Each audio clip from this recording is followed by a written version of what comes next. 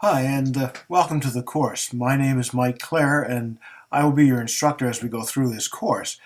First of all, I'd like to do two things with this short video. One is to do a couple of technical things and look at the layout of the course, and then talk, secondly, about some of the objectives of the course. So let's begin by looking at the technical stuff first. And in order for you to log in, you have to put in this section here where it says username, you would type in your banner number. Usually it begins with a 100, and then you'd have to put in your, and going back to the banner number, it's about 9 numbers, so it begins 100 and then 6 other numbers that go with it. So you probably have been given that by the university, probably Sue Martin. As well, you have to put in your password. The initial password you put in is your birthday that goes year, month, day, with no sort of, it's just a series of numbers. So if you were born on January 1st, 2014, you would put in 01/01/14. So that is how you log in, and once you've logged in, it'll take you into the course itself. And as you go into your course, I'll show you some other things once we're into the course.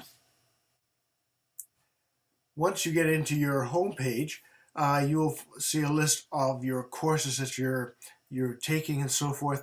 My home page will look a little different than yours, but you will see your selection of courses. So I'm going to log on to the society course just to get that started, and I'll use this as an example to show you how to navigate through the courses. Now this is what you should see when you get into the page. There's more stuff as we scroll down this page, but on the left-hand side of the margin you'll see a couple of different areas to go to, and I'll come to that in a second. But they do list the real home page, which you see in front of you, assignments, library guides, and the course content and learning modules. That's where you really want to be, and that's what this page is. So as we scroll down this page, you'll see there's the banner at the top, which is this.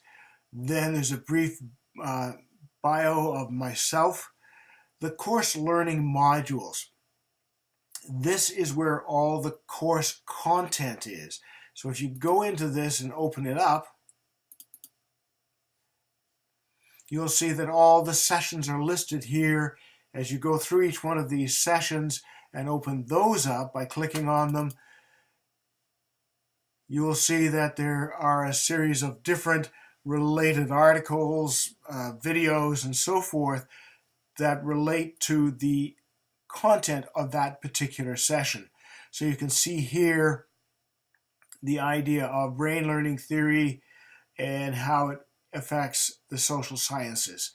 So that's with this particular object, and you scroll down, you'll see that they are quite extensive with the links. So as you go through each one of the sessions, you'll find that each session itself has a series of modules that relate to it. So you can see again all the sessions that go down here, and you get a chance to work with those. As well, then, I have a brief listing of the assignments that the course is going to ask you to do, and they are listed here under the assignments. That is a handout list. But where you really want to go to find out what the assignments are about is if you scroll over to the left here, you will see this tag called assignments. If you click on that, the assignments come up with their due dates, and you can scroll through and all the assignments are there. Most of these assignments are short and succinct, and there's some flexibility in which assignments you do. But the assignments are there. You can then click on them, find out the details of the assignment, and as you click on them as a student, you get the details. You will then do the assignment, and you send it in back to me as almost an email attachment. So you open it up, There's the assignment page. You do the assignment offline, do the assignment offline, and then you come back to this assignment, uh, open it up again, and you'll see there you just attach the assignment to it just like you would an email and send it to me. And if you do it through, send the assignments in through the assignment section, that way I get them, I can respond to them, and we can mark them accordingly. Again, you'll see announcements. If there's any announcement that comes through the course, it'll come in through there. We will correspond through the mail of the course assignment here, and I check that on a fairly regular basis. There's a whack load of web links that I've created for you, and it's fairly extensive. So again, if you're looking at them, feel free to go through that list of web links that I've given you. Your grades, again, will be your marks. And most of the material that you need here, if you want to go and use the university's library or branch out from the university library to a whole international plethora of library systems, use this library guides as a link to the library. So that pretty well outlines the how to navigate through this. Again, you want to go through the course content, looking for the learning modules, the assignments. There's a bit about how to construct your unit assignments, my contact particulars, and the last thing here is the ministry documents. I've tried to get the latest ministry documents up and going, and the new ministry curricula has just come out, especially for these areas of studies that you're in. So they were published as of September the 1st, and they're for to be implementation September the 1st of 14. So we're going to use those new ministry documents for our assignments, so have a look at those and you'll find them there. So that's the general layout of the course. That's the technical aspect of it.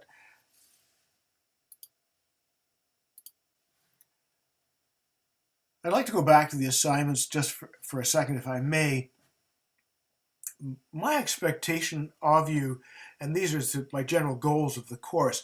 One is I really want to work on this area of critical thinking and subject disciplined literacy. So we've done a lot of literacy work in the past for reading and writing, but now we're at an age and stage with students where we're looking at destinations. And what's important is how do we help our kids, first of all, do the subject discipline. Secondly, how do we enhance their critical thinking skills? And it's that enhancement of critical thinking skills that I think is critical as we move into an internet age where more and more digital material is up there, but how do the kids use that material? And that's where the critical thinking is vital. So for the history students, for those of you who are doing the history program, it's a little easier for you because there's a whole session called historical thinking, and you'll see that in the layout of your side of the documents. In terms of the society course, we're going to look at critical thinking, and I'm going to share some of the historical thinking with you as well so we can play with that. So that's the first thing. How do we enhance critical thinking, historical thinking in an age of digital literacy? The second thing I want to look at as a goal is I'd like you to push the envelope on your technological skills. Some of you may be beyond me, and that's wonderful. Hopefully I can learn something from you.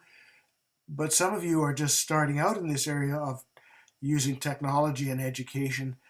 So I'm really not too worried about if you make a mistake. So if you try something, for example, I'm asking you to make either a graphic novel or a promotional video for your course or your unit of study. If it's not perfect first time round, and you don't have a lot of time to play with this, but if it's not perfect first time round, I'm not worried about that. What I want you to do is try and push your skill sets. So as you push your skill sets, see what you can do to improve your skills. If you make a mistake, let me know and just send it to me anyway. But I'd rather you make a mistake and try it rather than not. So my marking expectation is because you're giving up of your time, you're trying to improve your professional development and so forth. Do the work, get the assignments into me on time. I am willing to give you an A. An A comes from A, you're making an effort to do the work, and secondly, you are showing things here that maybe if it doesn't work, who cares? As long as you made that effort, that's what's important. Especially the technology, if you fall flat in your face with it, that's fine, because at least if you're falling flat in your face, it means you're falling forward, so you're moving forward. So mark right now is an A if you do all the stuff, and with some effort, and make an effort to try the materials. So what is the appropriate technology that you're going to try and learn and master or improve on? And then you know my evaluation and how that works. You'll also notice I've given you a series of deadlines for units to be handed in. I must have everything by the end of the course. But what I'm looking for at this point in time is the guidelines I put up there. The deadlines are for handing in assignments are just guidelines to help you move forward through the course and get things done in a timely manner. Your drop dead date is I've got to have them by the end of the last day of class, and you've got the schedule on the calendar for the last day of class. I have to have everything by then. The pressure on me is to get it marked and returned to the university, and so they can get the information into the College of Teachers to upgrade your qualifications. So the deadlines are a guide. You can hand them in after the due date. If you get them in on the due date or talk to me beforehand, what I'll do is I'll try and get it back to you as quickly as possible. If there are issues that need to be adjusted, fine, adjust them and give it back to me, and I will change the mark accordingly. However, if you get it into me at the last day, I'm just going to put in a final mark, so there won't be any feedback on that material. So that's how that system works. So hopefully I wish you well in the course. I look forward to working with you, and let's get on with it.